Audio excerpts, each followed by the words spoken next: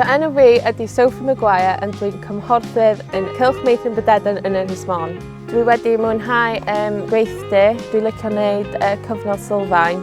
Mae hwn yn helpu fi lot yn y gwaith yma. Mae wedi gweithio mor galad a mae wedi cyflwyno gwaith safon uchel iawn. Mae wedi gorffen bob darn o gwaith ar amser.